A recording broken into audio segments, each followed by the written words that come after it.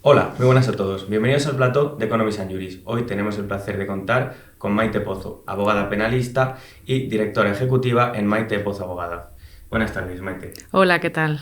Hoy vamos a hablar sobre un delito contra la salud pública por sustancias tóxicas ilícitas. Maite, cuéntanos, háganos un breve resumen. Bueno, el caso del que vamos a hablar hoy, como bien has dicho, es un delito, es un procedimiento que se sigue por un presunto delito contra la salud pública y en concreto en la modalidad de cultivo de sustancias ilícitas. En este caso, yo la defensa la ejerzo sobre una persona sobre la que nada tiene que ver o ninguna relación tiene con la participación de ese delito y se debe en concreto a que mi patrocinado es el arrendador de un domicilio de una vivienda donde se encontró una serie de sustancias ilícitas tras haber realizado un cultivo ilegal de las mismas. Si bien el autor y propietario de esas sustancias era la persona a la que le había alquilado esa vivienda. No obstante, cuando los agentes de la autoridad realizan esa entrada y registro e intervienen en todas esas sustancias ilícitas, el morador reconoce su participación en los hechos y del mismo modo desvincula a mi cliente. ¿Qué es lo que ocurre? Que por parte del juzgado instructor pues quiere corroborar la versión del arrendatario y cita como testigo a mi cliente para comparecer en sede judicial y efectivamente corroborar esa versión para ver si era verdad lo que estaba diciendo el propio inquilino o simplemente era para exculpar a otra persona, pero realmente lo que trataba el juzgado, el juez instructor, era de llegar a la verdad. Se cita, como ya he dicho, a mi cliente como testigo para que aporte en sede judicial pues todos los documentos que acreditarían esa relación arrendaticia, es decir, el contrato de alquiler, así como los justificantes de pago y todos otros elementos de prueba que desvirtuarían la presunción de inocencia de mi patrocinado. Sin embargo, mi patrocinado, cuando es citado en varias ocasiones como testigo, no comparece en juicio. La particularidad de este caso es que de repente, tras ser citado en varias ocasiones, al no comparecer, cambia la condición de testigo y se le imputa. Insisto en la particularidad del caso porque se le imputa sin ninguna fundamentación jurídica y se acuerda su búsqueda y detención y presentación en el procedimiento para que efectivamente se le tome declaración en calidad de investigado.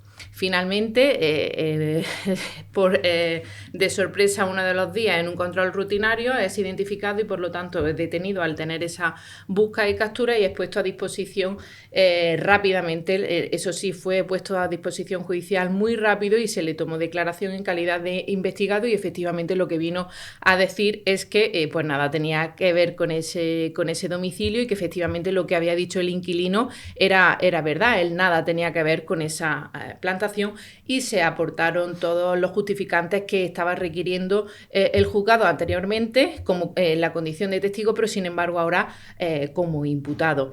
La labor por esta parte de la defensa fue actuar muy rápido, en primer lugar, para que fuera puesto a disposición judicial rápidamente, porque si no entendíamos que procedía el planteamiento de un habeas corpus, porque entendíamos que era una detención totalmente ilegal, puesto que no había ningún motivo para detenerlo, puesto que, como efectivamente el propio juzgado había acordado, era un mero testigo. Sin embargo, esa puesta a disposición rápida pues nos dejó margen para actuar de otra manera y una vez que se le prestó declaración, explicó detalladamente y se aportaron esos justificantes e inmediatamente quedó en libertad y acto seguido se presentó formalmente una solicitud de sobreseimiento provisional y archivo del caso y efectivamente fue aceptado de inmediato. En el caso de que no hubiese sido así, hubiésemos actuado de otra manera porque entendemos que esa detención era totalmente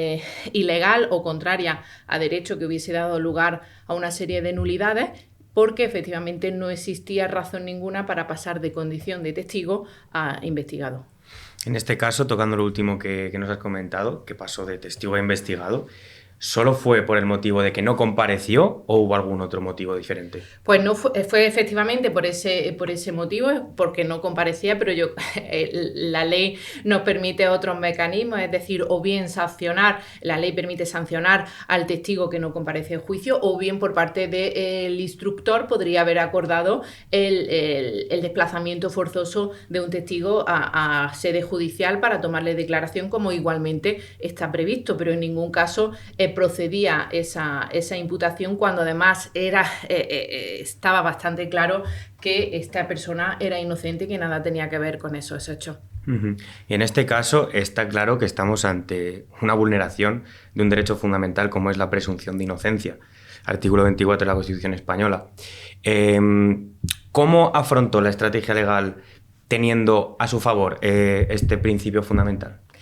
En este caso, desde mi punto de vista y hablando totalmente desde la humildad, creo que era bastante sencillo acreditar que esta persona era inocente. No obstante, nuestro proceso penal es la acusación el que debe demostrar que somos culpables. Nosotros no tenemos que demostrar nuestra inocencia. No obstante, si tenemos esos documentos y esas circunstancias que justifican nuestra inocencia, bienvenido sea. Y efectivamente, por nuestra parte se pudo acreditar todos esos documentos que efectivamente acreditaban que existía una relación arrendaticia y más aún que nada tenía que ver con esa plantación, puesto que de la investigación de los hechos en ningún momento se había visto a mi patrocinado ver o merodear o incluso entrar en ese domicilio o tener alguna relación con esa sustancia ilícita. Cosa diferente es que hubiese por parte de la policía o en este caso de la Fiscalía alguna prueba más en nuestra contra, como podrían haber sido vigilancias en torno a ese domicilio o algún tipo de seguimiento que vinculara el arrendador con el arrendatario más allá de esa mera relación contractual. Entonces, en este caso, el principio de presunción de inocencia juega un importante papel y, sobre todo, es importante saber cuáles son los elementos del delito para acreditar la existencia o no de un delito contra la salud pública. Y ya entrando en materia penal, en el fondo del asunto, ¿cómo argumentó la ausencia de dolo o culpa por parte del cliente en relación con la plantación de cannabis sativa descubierta?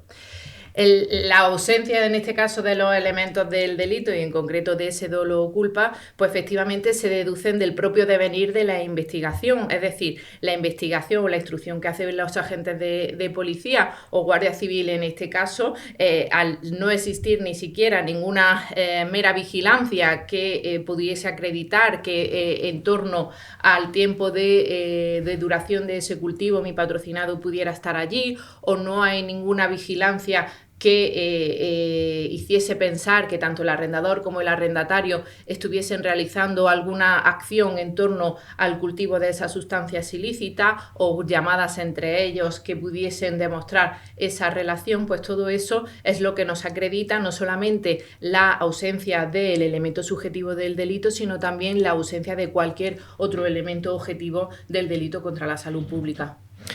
Y ya para terminar, ¿podrías darle algún consejo a algún abogado que se viese en la misma situación en la que estuviste en el momento del pleito?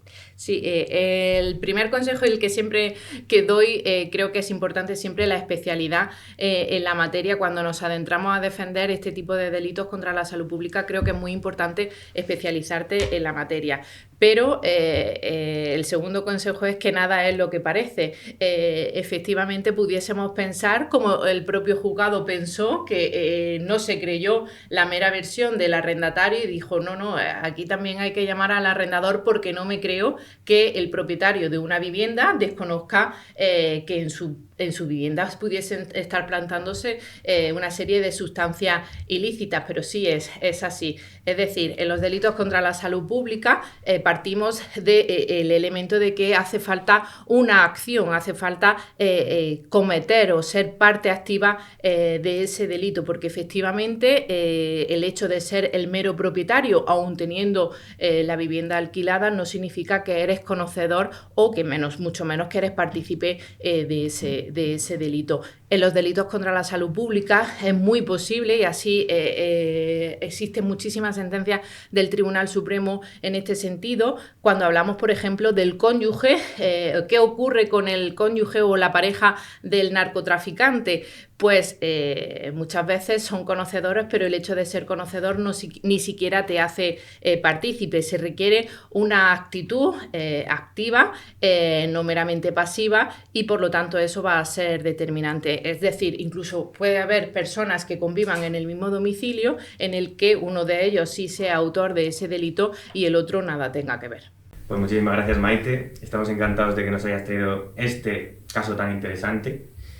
Y vosotros, si queréis acceder a casos como este, de cualquier materia del derecho o la misma, con su documentación original, vayan a la sección Casos Reales en nuestras bases de datos Global y Globalia. Un saludo y hasta pronto.